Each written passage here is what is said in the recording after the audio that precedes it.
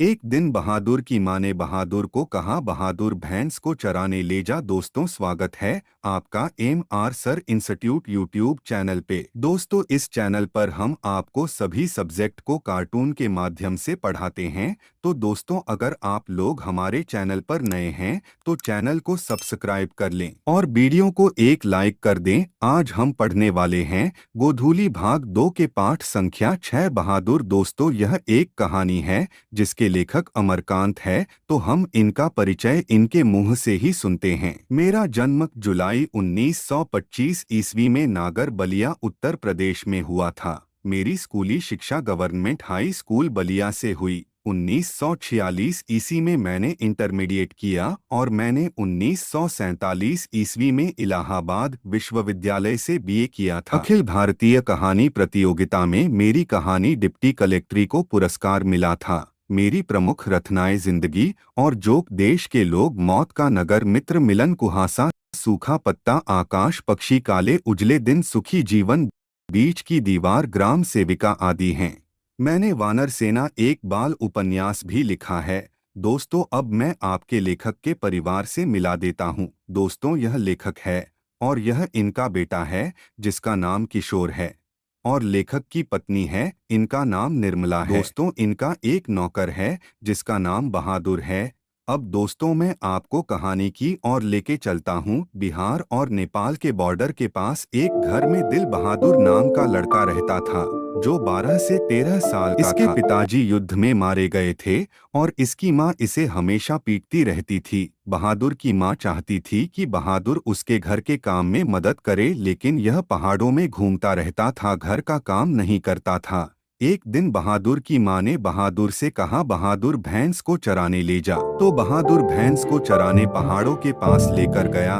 वहां जाने के बाद भैंस चर नहीं रही थी, बस इधर उधर दौड़ रही थी और बहादुर उसके पीछे पीछे भाग रहा था। कुछ देर बाद जब बहादुर ने भैंस को पकड़ लिया तो उसे बहुत पीटा और घर की तरफ लेकर जाने लगा। तो भैंस दौड़ी दौड़ी माँ के पास गई। माँ ने भैंस की हालत देखकर कहा, बहादुर इधर आ, और बिना सोचे समझी बहादुर को मारने लगी। और बहादुर ने जितना भैंस को नहीं मारा था उसका दुगना बहादुर को पीटा। बाद में बहादुर घर से भाग गया और जंगल में जाकर घूमने लगा। रात में बहादुर चुपके से घर आया और घर से 2 रुपए चुरा लिया। फिर वहां से भाग गया। गांव से 6 मील दूर जाकर वह बस स्टेशन पर पहुंचा। वहां पर लेखक के परिवार ने इसे घेर लिया और लेखक और उसके साले साहब ने इससे पूछा, तुम कौन हो? तो यह अपनी सारी बात बता दिया कि मैं अपने घर से भाग आया हूं। तो दोनों आपस में बात करने लगे कि इसकी उस लगभग 12 से 13 साल की है। ठगना कठा शरीर, गोरा रंग और चपटा मुंह है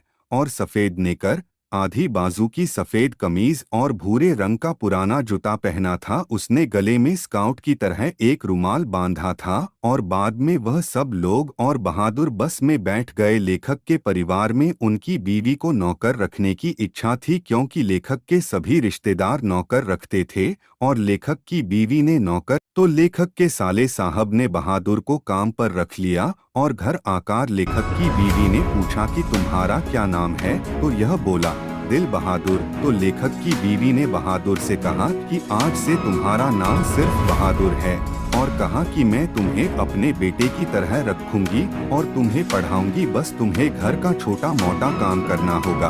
अगले दिन लेखक की पत्नी पूरे गांव में हल्ला करने लगी कि मेरे जैसा कोई नौकर रख के दिखाए। नौकर को तो लोग मारते पीटते हैं पर मैं कितने अच्छे से रखती हूँ। कुछ दिन के बाद घर का सारा काम बहादुर करने लगा, जैसे बर्तन धोना, कपड़े धोना, झाड़ू लगाना, पोछा लगाना, साइकिल साफ करना। हर काम बहादुर करने लगा जिससे सभी लोगों को बहुत आराम मिलने लगा। बहादुर को कितना भी काम दे दिया जाए वह उसे हंसते हंसते कर दिया करता था। कुछ महीने बाद लेखक के बेटे किशोर ने बहादुर को साइकिल साफ करने को कहा, लेकिन बहादुर साइकिल साफ करना भूल गया, जिससे गुस्से में आकर किशोर ने बहादुर को गाली दिया और पीटने लगा। किशोर से पीटने के बाद बहादुर घर के एक कोने में जाकर रोने लगा। लेखक ने साकर के बहादुर से पूछा, बहादुर क्या हुआ, क्यों ही रहे हो? तो बहादुर ने कहा कि हमें किशोर भैया ने मारा है। जो लेखक ने किशोर से पूछा तुमने इसे क्यों मारा है, तो किशोर ने कहा यह हमारा काम नहीं करता है। तो डांटा और कहा जो काम बताया जाए वो कर लिया करो। अब हर दिन किसी न किसी बात को लेकर किशोर बहादुर को मारने और गाली देने लगा था। एक दिन लेखक के रिश्तेदार लेखक के यहाँ घूमने आए थे। कुछ देर रहने के बाद उन्होंने कहा हमारे पैसे खो गए हैं। तो लेखक ने पूछा कितने रुपए, तो उन्होंने कहा 11 रुपए खो गए हैं। तो उनके रिश्तेदारों का शक बहादुर पर जा रहा था। लेखक को यह विश्वास था कि बहादुर यहाँ बहुत दिनों से काम कर रहा है तो उसने चोरी नहीं की होगी, लेकिन बहादुर को ना चाहते हुए भी बुलाया और पूछा क्या तुमने चोरी की है? तो बहादुर ने बोला नहीं, हमने चोरी नहीं की है। लेखक ने गुस्से में पूछा बहादुर सच सच बोलो, तुमने चोरी की है या नहीं की है? तो बहादुर ने बोला मैंने चोरी नहीं की है। तो लेखक गुस्से में आकर बहादुर को एक थप्पड़ मार देते हैं और लेखक के रिश्तेदार बार बार बहादुर को पुलिस की धमकी दे रहे थे और कह रहे थे कि चलो पुलिस स्टेशन, लेकिन बहादुर जाना नहीं चाहता था। अंत में लेखक के रिश्तेदारों ने कहा हम तो बस देखना चाहते थे कि आपका नौकर कितना वफादार है, हमारा पैसा नहीं खोया है। बहादुर वहां से गुस्से में चला गया और अब वह उदास रहने लगा। एक दिन बहादुर आंगन में सिलवट्टा लेकर जा रहा था तो सिलवट्टा उसके हाथ से छूट गया और छूटने के बाद नीचे गिरकर टूट गया,